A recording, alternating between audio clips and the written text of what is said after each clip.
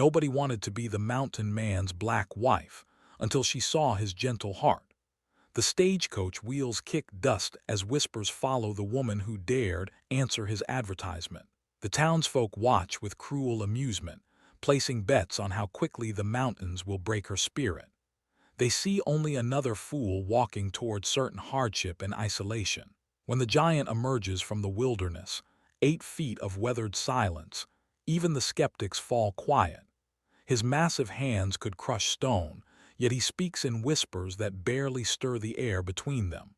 But neither the judgmental crowd nor the unlikely couple realizes that hidden federal crimes thread through these territories like poison in well water. And their union may be the key to exposing secrets that powerful men would kill to protect. Will their marriage survive the truth both are hiding? The dust kicked up by the weekly stagecoach settled like disappointment across Bitter Creek Township. Keziah Reynolds stepped down onto the wooden platform, her worn carpetbag clutched tight. The letter in her coat pocket had brought her here, an advertisement for a wife. She was the only woman brave enough to answer. Heads turned.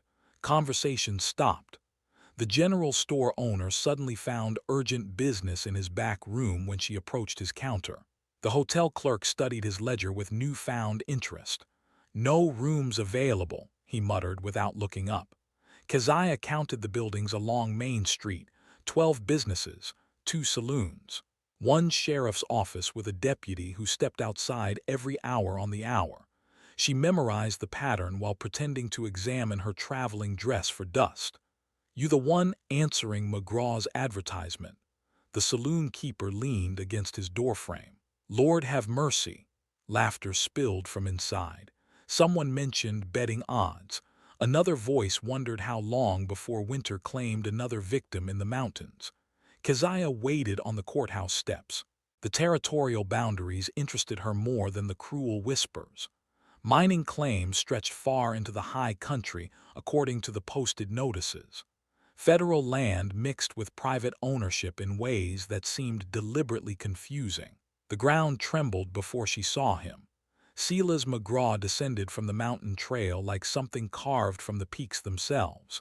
8 feet of weathered muscle and untamed beard.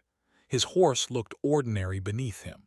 The townspeople scattered like startled birds. He dismounted with surprising grace. His voice emerged as barely more than a whisper. "Miss Reynolds?" "Yes. Thank you for coming." His massive hands could have crushed her skull. Instead, he removed his hat and waited for her to speak first.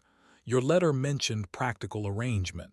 "Yes. Mountain life is hard. I need help. You need shelter." He studied her face without judgment. "Are you certain?" The betting from the saloon grew louder. Someone wagered she would not last a month. Another gave her 2 weeks. "I am certain." The courthouse marriage took 10 minutes. The preacher rushed through the ceremony like a man late for dinner. 2 curious onlookers served as witnesses. The clerk charged extra for the certificate. They rode toward the mountains as afternoon shadows lengthened. Keziah asked about territorial boundaries, mining rights, federal jurisdiction over disputed lands. Silas answered each question with surprising knowledge of legal details. "You know much about territorial law?" "Man learns things living up here." His cabin sat in a valley carved by glacier water.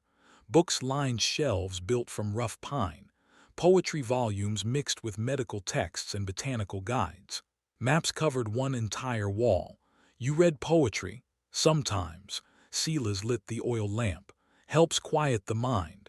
That night, while he slept, Keziah retrieved the papers hidden beneath her carpetbag's false bottom. Federal documents bore official seals. Her deputy marshal badge caught lamplight like a guilty secret. The mining operation investigation had brought her here. Land fraud, treaty violations, crimes that required someone who could move through remote territory without suspicion.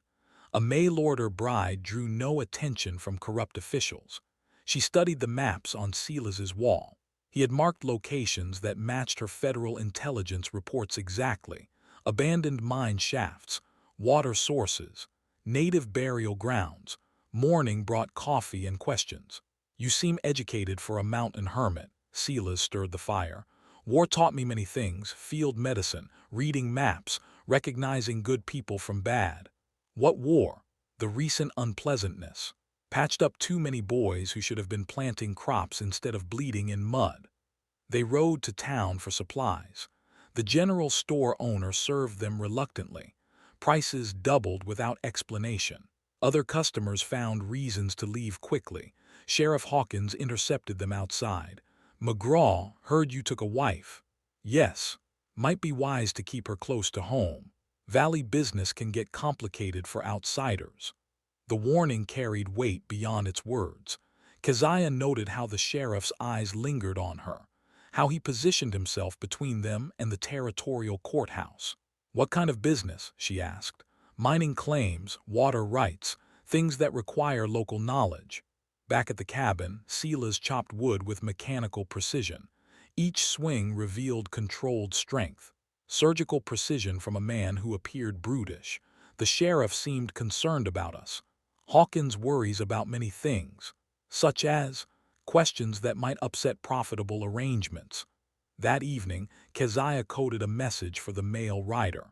Federal backup remained weeks away due to early snow in the high passes. She would have to gather evidence alone. Silas read Whitman by firelight. His voice transformed the crude cabin into something civilized. "You surprise me daily." "How so?" "A gentle giant who quotes poetry and understands federal law."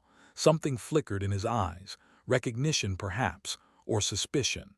"What brings an educated woman to answer a stranger's advertisement?" "Practical needs, safety, survival." "Nothing else?" The question hung between them like smoke from the dying fire. Outside, wind carried sounds from the valley below. Machinery that should not exist in wilderness. Voices where none should gather. "What do you hear at night?" she asked. "Many things, most better left undisturbed." They were both lying, both hiding truths that could destroy their fragile arrangement. But in the growing shadows of their small cabin, surrounded by evidence of crimes neither had yet acknowledged, deception felt like the only honest thing between them. 3 weeks into their marriage, Keziah had mapped every illegal mining operation in the valley. She sketched locations while gathering firewood, counted armed guards during trips to the creek, documented everything in coded notes hidden beneath loose floorboards. Silas disappeared each morning before dawn. He claimed to check trap lines. His boots returned caked with different soil each day: valley mud, mountain clay, sometimes sand from the river bottom where no traps could function. "Successful hunting today?" she asked one evening. "Quiet morning. Game moves differently this season." His eyes held secrets deeper than the mine shafts she had discovered. The machinery sounds grew louder each night. Heavy equipment rolled through darkness on trails that should not exist. Keziah followed the noise to a ridge overlooking Copper Creek. Below, dozens of men worked by torchlight. They carved tunnels into sacred burial mounds. The desecration sickened her. Federal treaties protected this land. Someone with serious political connections had authorized these violations. She photographed the scene with a camera disguised as a jewelry box, evidence for the territorial court, proof that would destroy careers and send men to federal prison. Aldrich Thornton arrived at the cabin the next afternoon. The businessman wore clothes that cost more than most families earned in a year. His carriage bore Denver city markings. 2 armed men flanked him like bookends. "Mrs. McGraw." "A pleasure," Keziah continued hanging laundry. "Mr. Thornton, you know my name, how flattering. Your name appears on most business signs in town." "Indeed it does. I employ half the territory. Provide prosperity where none existed." He stepped closer. "I also protect that prosperity from interference." "I see. Do you?" Some newcomers fail to understand local arrangements. They ask inappropriate questions, show interest in matters beyond their comprehension. His bodyguard shifted position. Hands drifted toward weapon belts. "What sort of questions?" "Mining rights, federal regulations, treaty boundaries." Thornton smiled without warmth. "Topics that might concern a territorial inspector or federal marshal." Keziah met his stare without flinching. I am a mountain man's wife. Nothing more. Of course you are. Silas appeared at the tree line. His massive frame dwarfed the visitors. He carried a rifle with casual familiarity. Thornton, McGraw, lovely wife you have acquired. She is. I trust you will help her understand valley customs. Some subjects remain private. Some locations stay undisturbed. She understands plenty. The warning hung between them like morning mist. Thornton climbed into his carriage with deliberate slowness. His men followed without removing hands from their weapons. Interesting visitors, Keziah said after they departed. Thornton owns considerable territory, including mineral rights to most federal land. How does one purchase federal mineral rights? Carefully, with proper political connections. That night, Silas studied maps until the oil lamp burned low. He marked locations with red ink, cross-referenced territorial surveys with his personal notes. His movements showed military precision. You were more than a field medic. He glanced up from his calculations. War requires many skills, such as reconnaissance, intelligence gathering, knowing which hills hide enemy positions. Understanding dawned slowly. His mysterious morning absences, his knowledge of territorial law, his military bearing disguised by mountain clothing. You still gather intelligence. Sometimes. For whom? People who value accurate information about treaty violations. They were both federal agents, working the same case from different angles. The realization should have brought relief. Instead, it complicated everything. How long have you suspected? Since you asked about mining rights on our wedding day. No mail-order bride studies territorial law. He closed his maps. How long have you known? Since you quoted specific federal statutes about mineral claims. The admission hung between them like a bridge neither dared cross. Deputy U.S. Marshal Keziah Reynolds, investigating land fraud and treaty violations. Chief Scout Samuel McGraw, retired Army intelligence, still consulting on territorial matters. They sat in silence while the fire died to embers. Outside, the illegal mining operation continued its destruction. Inside, two federal agents pretended to be simple mountain folk. What evidence have you gathered? Keziah retrieved her hidden photographs. Documentation of treaty violations. Lists of corrupt officials. Financial records linking Thornton to politicians in Denver and Washington. Silas spread his own intelligence across the table. Military surveys showing native burial sites. Army correspondence about missing territorial payments. Communication intercepts between Thornton and territorial judges. Combined, this destroys his entire operation and sends him to federal prison for 20 years, if we survive long enough to present it. The next morning brought fresh snow and armed riders. Thornton's men positioned themselves on surrounding ridges. They made no effort to hide. The message was clear. We are trapped.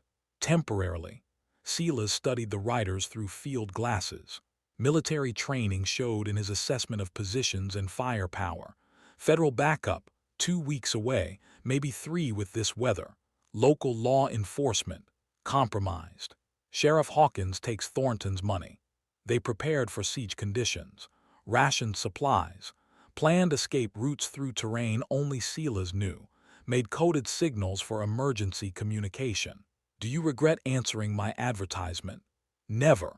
The simple word carried weight beyond marriage vows. They had found partnership in deception, professional respect in shared danger, something resembling love in the space between lies. But love would not stop bullets. Respect could not overcome superior numbers. They needed a miracle disguised as federal authority. Time was running short. The siege lasted 4 days before Thornton changed tactics. His men withdrew from the ridges at dawn. By noon, smoke rose from 3 different locations across the valley. Controlled explosions echoed off canyon walls. Keziah lowered her field glasses. He is destroying evidence and creating new crimes to blame on others. They rode to the nearest explosion site. The mining equipment had vanished. Fresh graves dotted the landscape. Wooden markers bore native names carved in crude letters. He is staging a massacre. Sealers examine the disturbed earth. Recent burials, bodies moved here from somewhere else, to frame the tribes for the missing miners. While he eliminates witnesses who might testify against him, the plan revealed Thornton's desperation. Federal investigators would find dead miners buried near native settlements. Local newspapers would scream for justice. Military retaliation would follow swiftly. We need proof before he finishes. The real burial site will tell the truth. They tracked wagon ruts through hidden canyon passages. Silas moved with predatory silence despite his massive frame. His military training showed in every calculated step. The actual grave site lay concealed beneath fallen timber, dozens of bodies wrapped in canvas.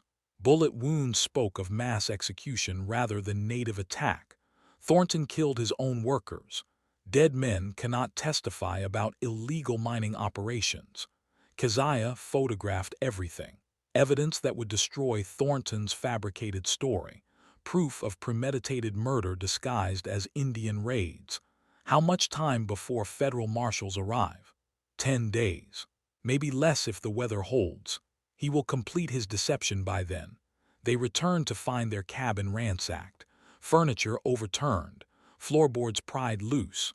Thornton's men had searched for evidence while they were gone. Her hidden photographs remained safe, concealed in hollowed book spines that appeared untouched.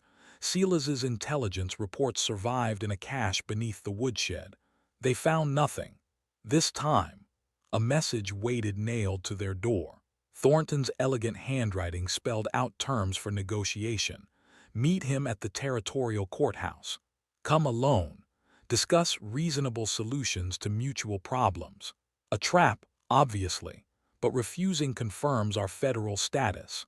They rode to town as afternoon shadows lengthened. Main Street buzzed with unusual activity. Strangers filled the saloons. Armed men positioned themselves at strategic intervals. Mercenaries, professional killers brought in from Denver. The courthouse steps bore fresh stains that might have been blood. Sheriff Hawkins stood guard with hollow eyes. His badge reflected sunlight like a warning. "McGraw, your wife, Sheriff. Mr. Thornton waits inside, private discussion about Valley business." Keziah counted hostile faces, 12 gunmen visible, probably more concealed in surrounding buildings, escape routes blocked by armed positions. "We go together or not at all." Hawkins nodded reluctantly. Both then. The courthouse interior reeked of fear and tobacco smoke. Thornton sat behind the judge's bench wearing stolen authority. His bodyguards flanked him like marble statues. "Mrs. McGraw, how lovely you look despite recent hardships." Keziah remained standing. "Mr. Thornton, I trust you have reconsidered your interest in Valley affairs." "What affairs? Please, we are beyond such games." He produced a federal marshal badge from his coat. "This belongs to you. Found during our search of various locations." Her heart stopped. The badge should have been hidden with her other credentials. Plant evidence often. Never. I simply recognize federal authority when it presents itself. His smile turned predatory. Deputy U.S. Marshal Keziah Reynolds, investigating land fraud and treaty violations in Colorado territory. Silas stepped protectively closer. His hand drifted toward his concealed weapon. "Your husband presents interesting complications." Former Army Chief Scout Samuel McGraw, still consulting on territorial intelligence matters. Thornton gestured to papers spread across the desk. Federal employment records make fascinating reading. They were exposed, surrounded, outnumbered by professional killers in a courthouse controlled by corrupt officials. "What do you want?" "Reasonable accommodation. You disappear quietly. I continue legitimate business operations. Everyone benefits from this arrangement, including murdered miners, tragic mining accidents, regrettable native attacks. These things happen in dangerous territory. Federal investigators will uncover the truth." Will they? Local law enforcement reports Indian raids on peaceful mining operations. Physical evidence supports tribal involvement. Federal investigators will find exactly what territorial officials present to them. The trap was perfect. Thornton controlled local officials. His manufactured evidence would satisfy distant bureaucrats. Real federal agents would disappear into unmarked graves. You cannot murder federal officers. I cannot. But desperate native warriors defending sacred lands might kill trespassing government agents. Tragic but understandable given recent provocations. Outside, war whoops echoed through the streets. Gunfire erupted from multiple directions. Thornton's mercenaries had begun their performance. My associates are creating appropriate atmosphere for your unfortunate deaths. Keziah calculated distances to doors and windows, all blocked by armed men. No escape routes remained available. Final offer: ride away now. Never return, forget everything you have seen. And if we refuse, then you join the miners in their eternal silence. The choice was surrender or death. Thornton held every advantage. His men controlled the town. His false evidence would justify their murders. But he had made one crucial mistake. He assumed they were helpless federal agents trapped by superior numbers. He had not considered that cornered predators fight with desperate fury. Silas caught her eye. His slight nod confirmed readiness for violence. They would not surrender quietly. They would not disappear without leaving marks on their killers. The mountain man's gentle heart had found its limit. The fake war whoop stopped abruptly. Real voices shouted commands in Cheyenne outside the courthouse. Thornton's confident smile faltered as genuine native warriors surrounded his mercenaries. "What is happening?" Sheriff Hawkins peered through grimy windows. "Those are not our men." Silas straightened with recognition. "Northern Cheyenne, they followed the smoke signals." "What smoke signals?" "The ones I have been sending for 3 days." Keziah stared at her husband with new understanding. His morning disappearances had not been random scouting. He had been coordinating with tribal allies. Thornton's bodyguards shifted nervously. Outside, their hired killers found themselves outnumbered by warriors who knew every canyon and hiding place in the territory. "You contacted hostile tribes. I contacted people whose sacred lands you have been destroying. They will kill everyone in town. They will kill invaders and treaty violators. Law-abiding citizens have nothing to fear." A new voice cut through the tension. Federal authority backed by steel resolve. "Nobody move. U.S. Marshals." Marshal James Patterson stepped through the courthouse doors. 6 armed deputies flanked him. Their badges caught lamplight like promises of justice. "Deputy Reynolds, Chief Scout McGraw, good to see you alive." Keziah nearly collapsed with relief. "Marshal Patterson, how did you arrive so quickly?" "Smoke signals travel faster than winter storms. Our Cheyenne contacts reported illegal mining operations and federal agents in distress." Thornton tried to maintain composure. "Marshal, thank goodness you arrived. These people have been working with hostile tribes to disrupt legitimate mining operations." "Have they?" Patterson examined the evidence scattered across the judge's bench. "These federal employment records look authentic, as does this deputy marshal badge. Obviously forged documents, obviously authentic federal credentials."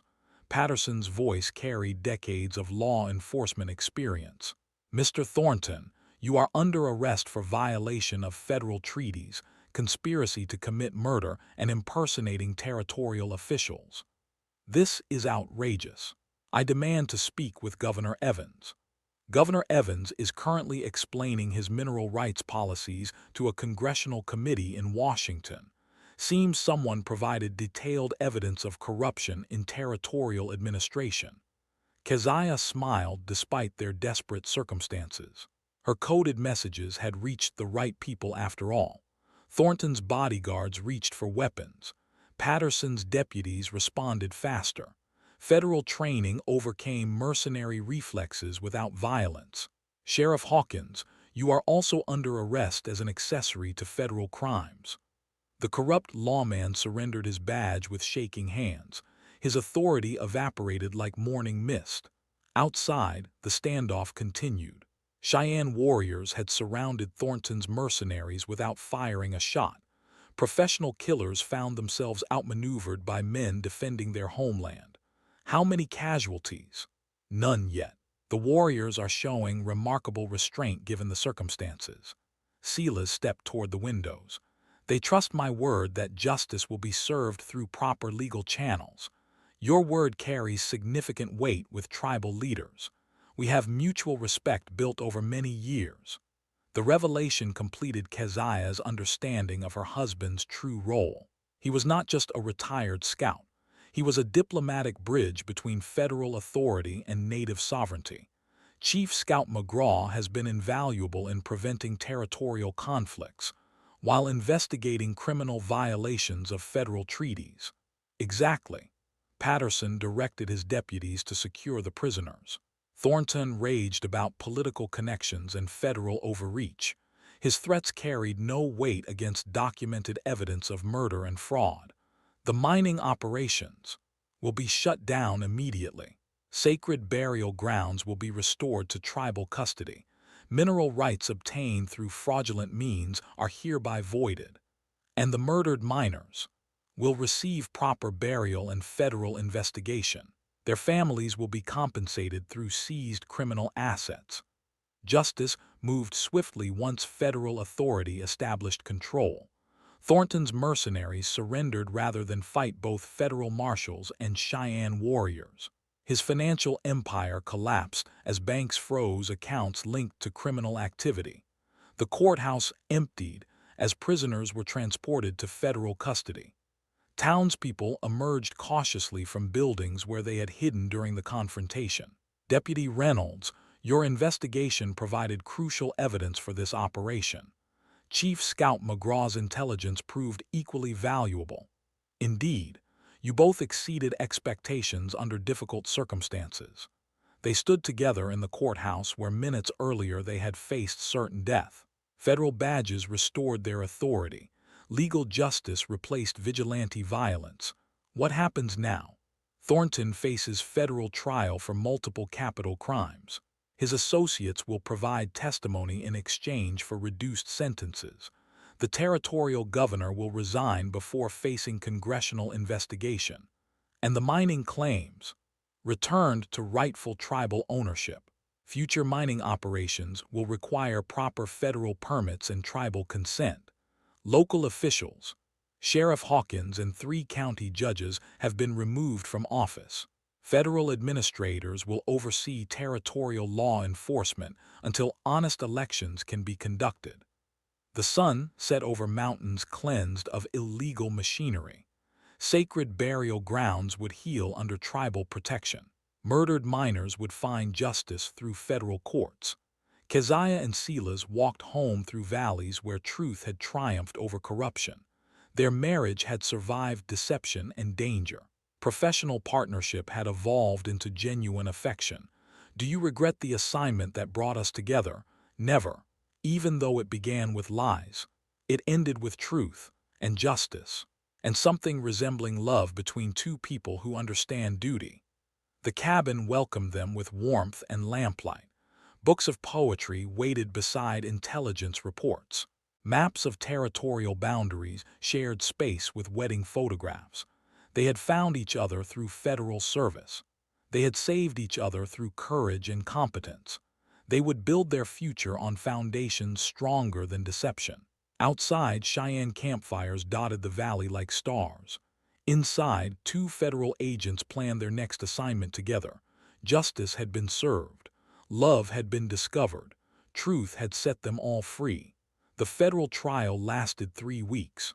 Thornton's empire crumbled under sworn testimony from his own associates.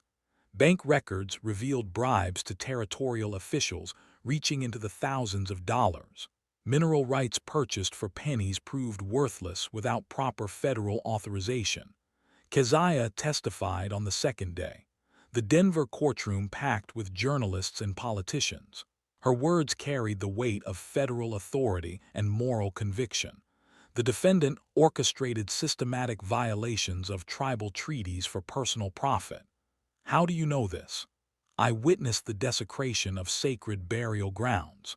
I photographed illegal mining operations.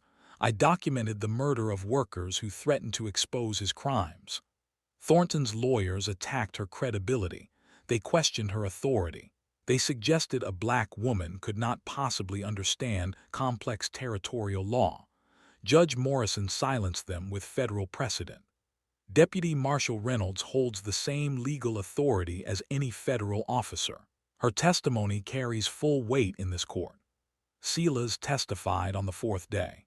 His intelligence reports provided crucial evidence of conspiracy reaching territorial government. Maps and correspondence linked Thornton to corrupt officials in Denver and Washington. The defendant used federal employees to legitimize illegal activities. Which employees? Territorial judges, sheriffs, and mining inspectors. All received regular payments for ignoring treaty violations. The prosecution presented financial records seized from Thornton's offices. His bribes had corrupted an entire territorial administration.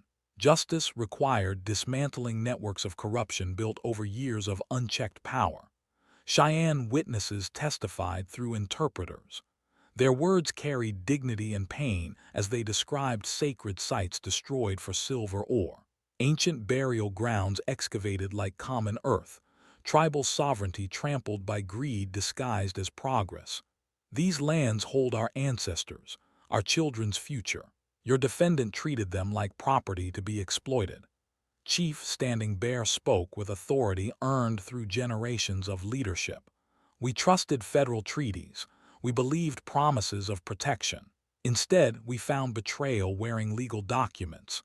The jury deliberated for 6 hours. Their verdict surprised no one familiar with the evidence. Guilty on all federal charges. Thornton received 25 years in federal prison. His associates received sentences ranging from 5 to 15 years. Seized assets would compensate victims and restore damaged tribal lands. Justice has been served. Judge Morrison's words echoed through a courtroom where truth had triumphed over corruption. Federal authority had protected those without political power. The system had worked despite systematic attempts to subvert it. Territorial Governor Evans resigned the day after the verdict. Congressional investigators arrived to examine his mineral rights policies. Federal administrators assumed control of territorial government pending new elections. The mining claims reverted to tribal ownership.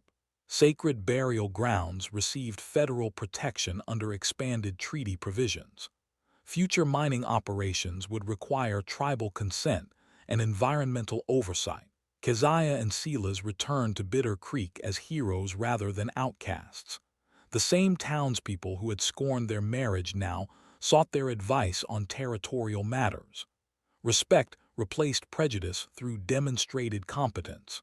Mrs. McGraw, might you help us understand these new federal regulations? The general store owner who had refused her service now treated her as the most important customer in his establishment. Certainly, Mr. Henderson. My family has operated mining claims for 3 generations. We want to ensure full compliance with tribal agreements. Honest mining operations have nothing to fear from federal oversight. She helped families navigate new legal requirements. Proper permits replaced backdoor corruption. Transparent procedures ensured tribal consultation on all mining activities.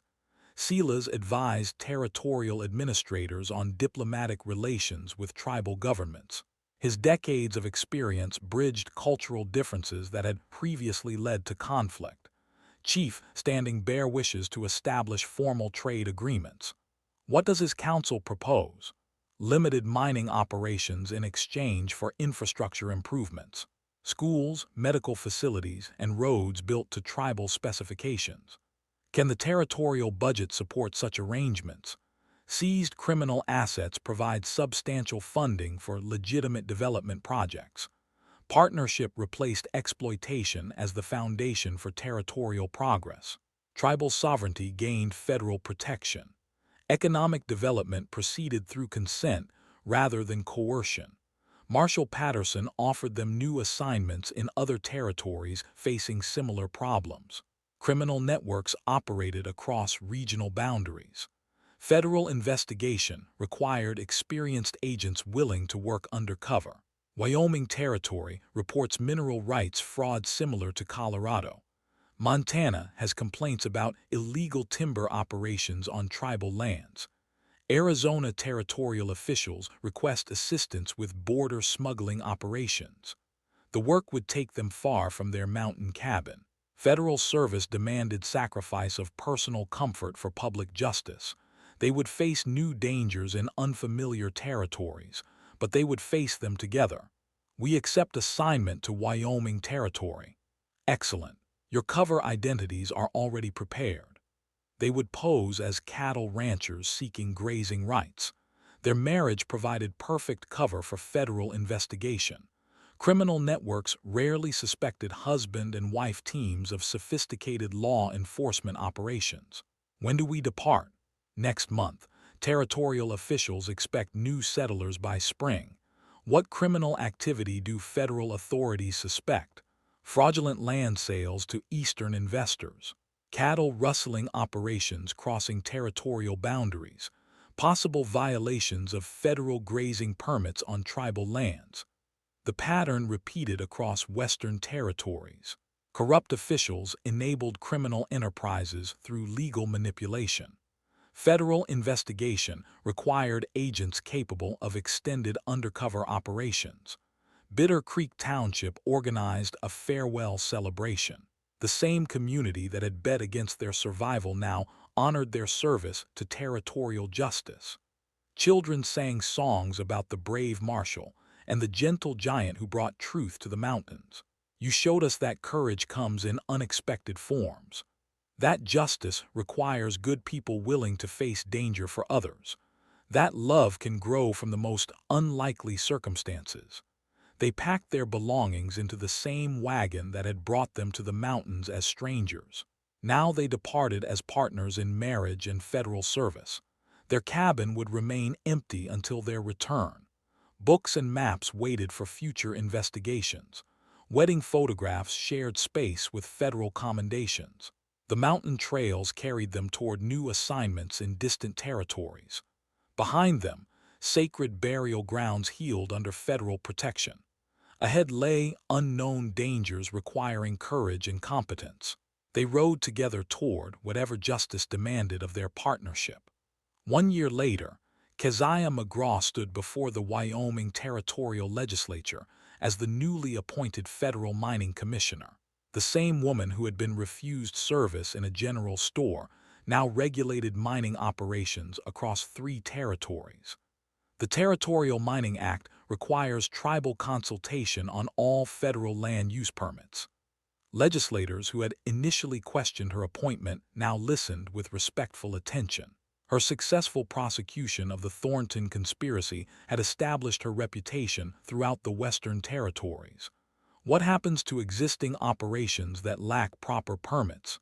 They have 6 months to comply with federal requirements or face immediate shutdown. Her authority extended beyond territorial boundaries.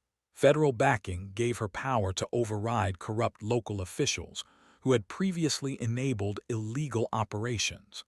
Silas managed their consulting business from offices in Cheyenne. Former adversaries now sought his expertise on tribal relations and territorial development. His diplomatic skills prevented conflicts that had historically led to violence. The Northern Cheyenne Council has approved limited grazing rights for the Henderson Cattle Company. Under what conditions? Seasonal access only. Environmental restoration required after each grazing period. Profits shared equally between ranchers and tribal treasury. Partnership replaced exploitation as the foundation for territorial economic development. Tribal sovereignty gained practical recognition through enforceable agreements. Federal oversight ensured compliance from all parties. Their mountain cabin had become headquarters for honest territorial administration. The same maps that once tracked criminal operations now coordinated legitimate development projects. Wedding photographs shared wall space with federal commendations and tribal honors.